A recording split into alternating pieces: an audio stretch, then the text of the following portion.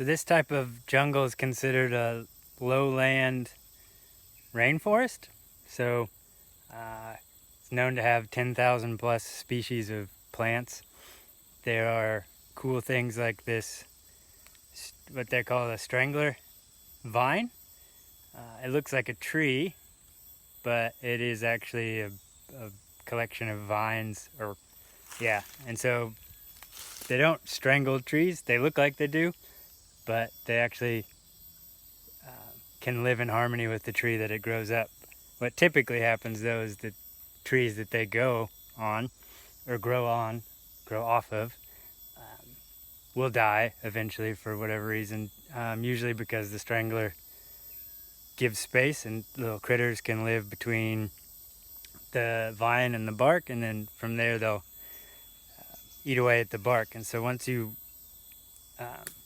anything, if you could do it with a machete, you take the bark off all the way around a tree, it'll start to die. So the one that this thing is strangled has died. You can see right there, that's part of the old one. So what's left is the vine, which now looks like a tree, and I think maybe it's considered a tree still. There's one of those nest ferns right there.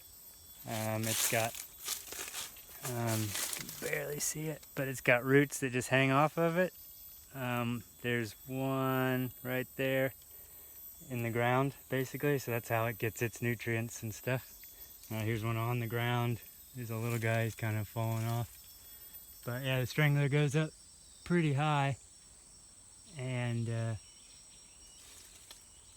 I can't actually tell if there's another tree still in it or not, but its roots go out pretty far from the base. So then here's the base, and then it just wanders off pretty big and far in every direction, which is good. So the topsoil in the lowland rainforest isn't very good. Like it is rich, but it's only about, 6 inches, a foot deep max. After that, you'll start hitting the sand, or here in this area, there's a lot of sandstone and then clay. And so after that, like, the roots can't get any nutrients. So a lot of these trees have very shallow roots. They don't go down, they go out. The strangler tree is a really good example of that. Like, they don't go down at all. They're not even really in the dirt that far. So yeah, that's why they have trouble when they clear areas like this. The undergrowth, the plant life doesn't come back if you disturb the topsoil too much. So it's one reason why we try to do sustainable trail building, is because if we dig too much, make the tread too wide, don't build it according to like anticipating rainfall, where it's gonna erode away and cause more topsoil to wash off than we need, then it's gonna potentially like prohibit more growth of plants. So we try to just areas like this are really good because it's already mostly clear. We'll take out little saplings and stuff, but usually only 1 meter wide at best. And this area is going to be really easy, natural kind of trail. We're just going to clear dead, fallen debris. We don't actually have to dig down at all. We just stay along the top, and then eventually the tread that will be left to ride or walk will only be 2.5 feet wide, roughly, with like a clearance of 1 meter or so. There are trees like this one that are really mean.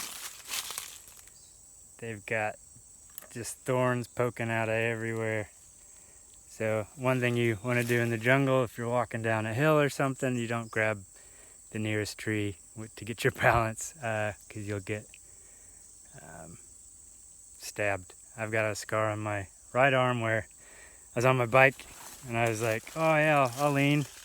I stuck my hand out, saw that it was one of these guys, but I was already moving forward, so then I ended up just shouldering the tree instead of grabbing it. So I still got poked and scratched from that.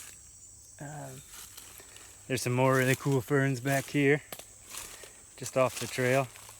Big guys.